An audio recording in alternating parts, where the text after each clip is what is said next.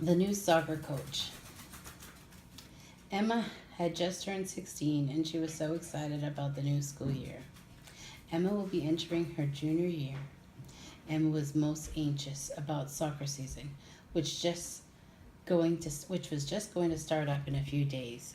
She is the goalie for the Bangor Beavers. Emma heard there was a new coach this season, and apparently the rest of the team was talking about how handsome and young he was.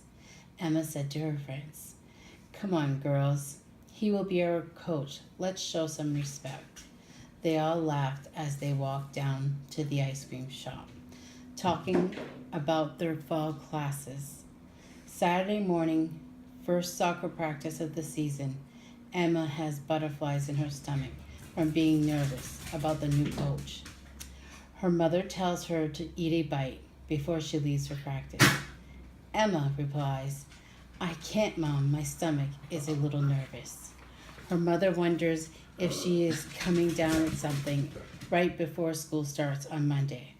She touches Emma's head, but her forehead feels fine. Emma then says, "I think I'm nervous about our first practice this morning." "Oh, okay, hon," her mother replies. Emma grabs a bottle of water and a granola bar to go on the ride to the soccer field. Her mom says, "I am anxious to meet your new coach. Apparently, he was a fantastic player and is in his second year of college right here in Bangor at Hudson." Emma said, "Yeah, that is what I heard as well." They arrive on the field. All Emma's friends are already doing stretches on the playing field. Emma's mom walks up to the coach and introduces herself. As he turns around, Emma's heart went to her throat and she became speechless. The coach was blond with piercing blue eyes, with a chiseled physique. He was more than handsome, he was perfection. He put out his hand and Emma's mom reciprocated. As they are shaking hands, Emma was mute. He was the hottest thing since slime, is what she thought. "Slime," she said to herself. "You are comparing him to slime." She could hear her mother talking to him. She could tell he looked at her. But for Emma, it was all a fog. She was in some kind of trance. Finally, her mom says, "Emma, Emma." "Yes," Emma replies. "Jesus, where are you? Are you sure you're feeling well today?" "Yes, I am fine," Emma replies. "Okay, well, I'm leaving and I will pick you up at noontime. Have a great practice," she announces as she heads to the car. Coach looks at Emma and says, "How are you?" Emma replies, "Wonderful." Coach says, "My name is John Hebert, but just call me Coach. Why don't you do your stretch with the other girls?" Emma did as she was told without saying a word. She sat next to her friends, next to her friend Renee, as she did her stretches and said, "Oh my God, he is so hot." Renee said, "Yeah, he is not bad on the eyes." Coach walked over to the girls and said, "Okay, 4 laps around the field, and then we will be doing some scrimmaging with the boys." You could hear the displeasures of the girls, but not Emma. She was glad to run for her new coach. The boys walked onto the field, and they separated half evenly, girls and boys on both sides. Didn't really matter for Emma, as she is the girls' goalie, so they played a friendly game of scrimmage. Emma's team won, and afterwards, Coach walked up to her and said, "Great game, Emma. You're pretty hot out there on the field. See you on Monday." Emma's mom hollers for her, "Emma, Emma." Again, Emma is in a trance. Emma's mom hollers once again, "Are you coming?" Emma waves and runs to her mother's car. She opens the door and sits on the white leather bucket seats. Her mother replies, "Gosh, are you sure you're okay? You seem to be in another world." Emma replies, "Oh, I am more than okay," as she's smiling from ear to ear. Emma begins to wonder, did he say I was hot? Or did he mean I was a great goalie hot? Either way, Emma was totally love smitten. Monday, the school was the usual first day announcements and getting to know your teacher. But all Emma had on her mind was soccer practice at 3. She couldn't wait to see her coach. She was convinced that she would train her hardest for him. So that he would come over and praise her again.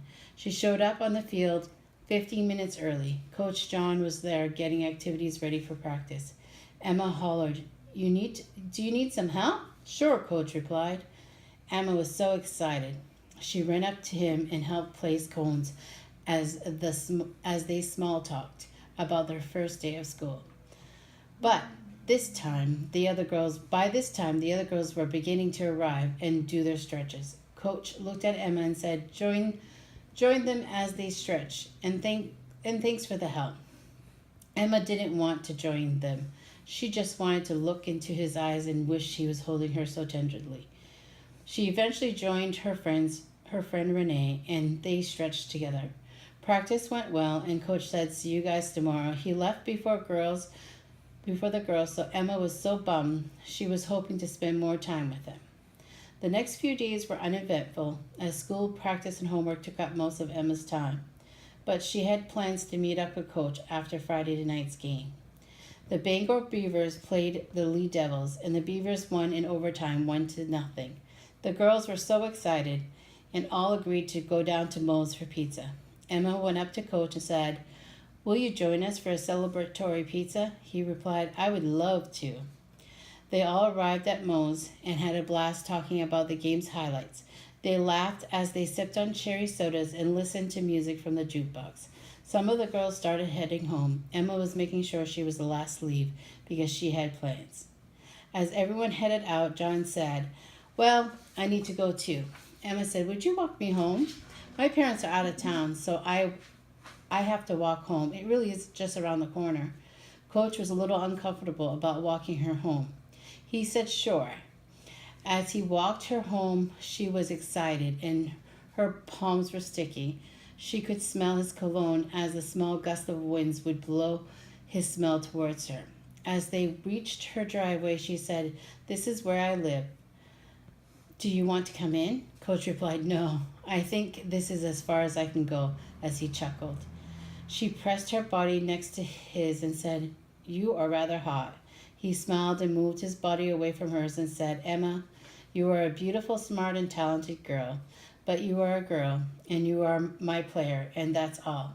I have earned myself a full soccer scholarship, and I can receive my degree. I coach soccer because I love the game, and the extra money helps feed me. But that's it. This is not going to happen between us.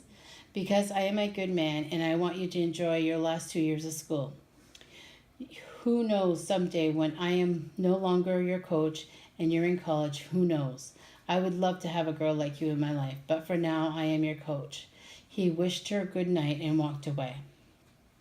For some reason, Emma wasn't heartbroken. She watched him walk away and smiled and walked into her house and threw herself on the couch just smiling. Soccer season ended and Coach went back to his normal life. And senior year came and went, and Emma was accepted to Husson for nursing. The first day of college, she bumped into Coach John. "Hi," she says.